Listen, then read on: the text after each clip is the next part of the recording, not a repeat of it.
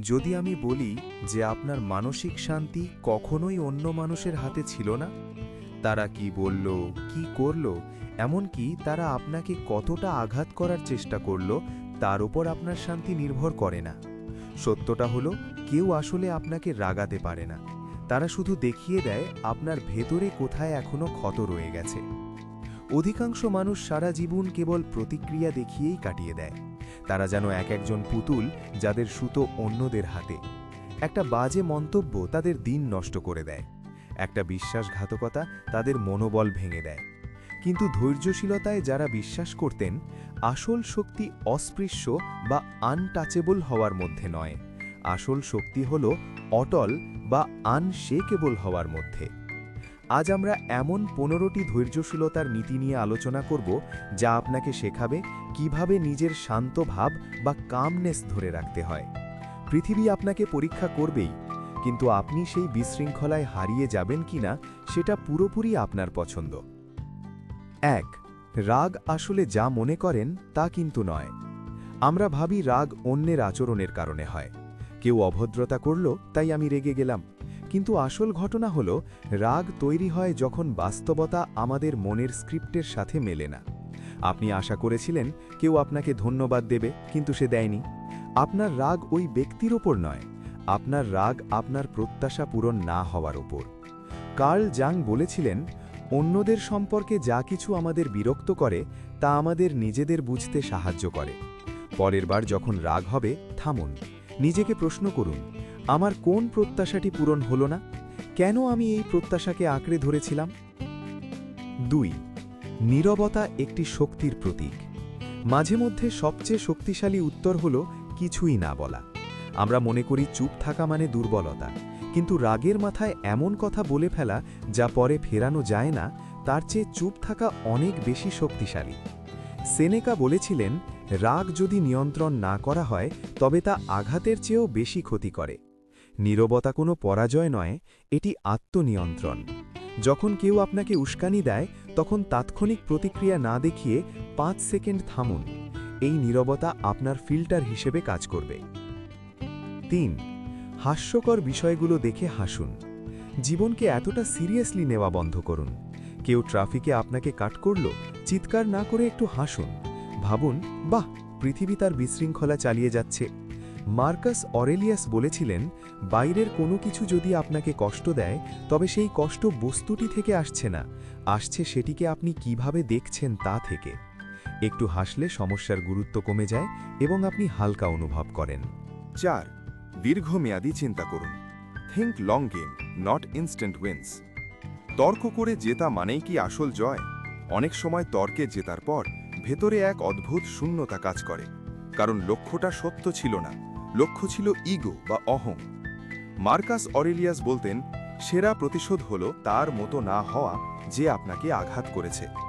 সব তর্কের জবাব দেওয়ার প্রয়োজন নেই, কিছু জিনিসকে কেবল পর্যবেক্ষণ করুন এবং যেতে দিন।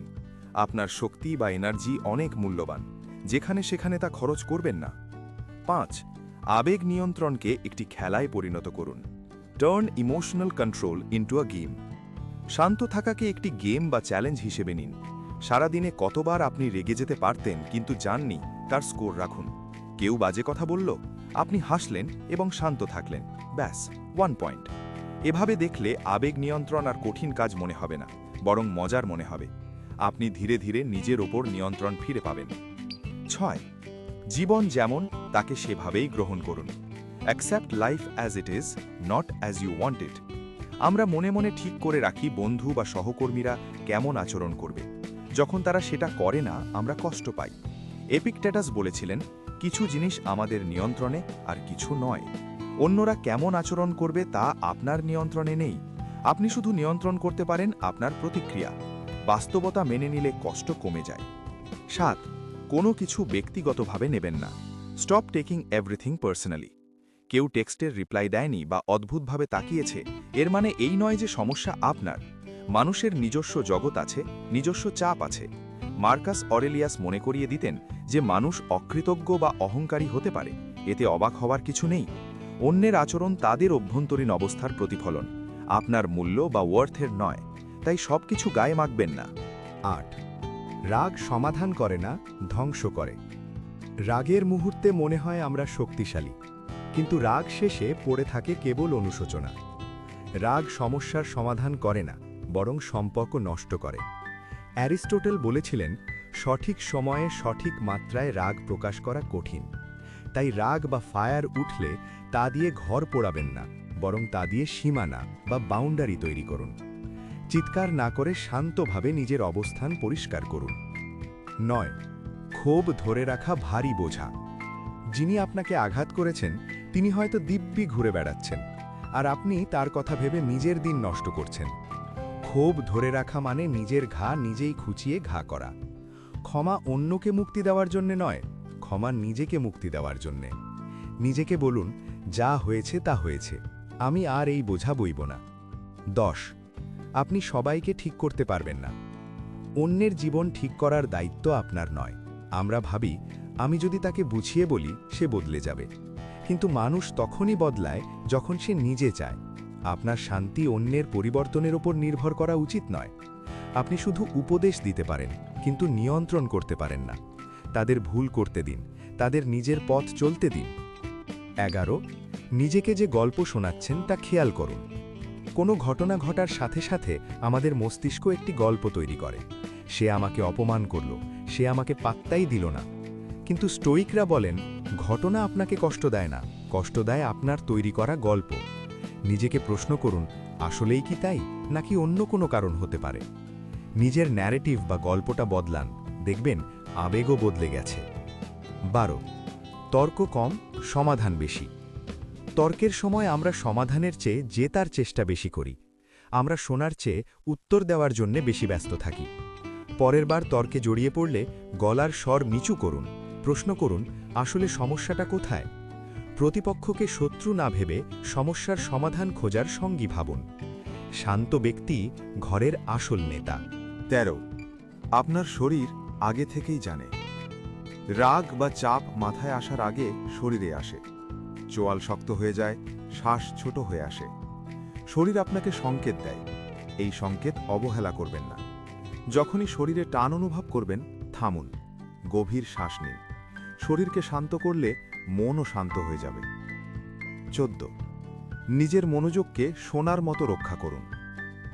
ইন্টারনেটে ট্রল, নেতিবাচক সহকর্মী বা প্রাক্তন প্রেমিক প্রেমিকা সবাই আপনার মনোযোগ চায়, কিন্তু সবাই আপনার মনোযোগ পাওয়ার যোগ্য নয়।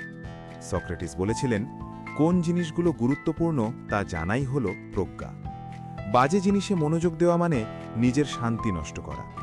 আপনার মনোযোগ বা অ্যাটেনশন একটি কারেন্সি বা মুদ্রা। আজে বাজে জায়গায় তা খরচ করবেন না। 15. কৃতজ্ঞতা, তাৎক্ষণিক শান্তি। একই সময়ে আপনি রেগে থাকতে পারবেন না, আবার কৃতজ্ঞও থাকতে পারবেন না।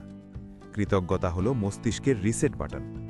যখনই খুব রাগ হবে বা হতাশ লাগবে, থামুন এবং 3টি জিনিসের নাম বলুন যার জন্য আপনি কৃতজ্ঞ। হতে পারে তা মাথার ওপর ছাদ বা একজন ভালো বন্ধু। কৃতজ্ঞতা আপনাকে অভাব থেকে প্রাচুর্যের দিকে নিয়ে যায়। এটি সমস্যা সমাধান না করলেও সমস্যা মোকাবিলা করার শক্তি দেয়। শান্তি বাইরের জগৎ থেকে আসে না, এটি আসে আপনার ভেতর থেকে। প্রতিবার যখন আপনি প্রতিক্রিয়ার বদলে সাড়া দান বা রেসপন্স বেছে নেন, তখন আপনি কেবল টিকে থাকছেন না, আপনি একজন উন্নত মানুষে পরিণত হচ্ছেন।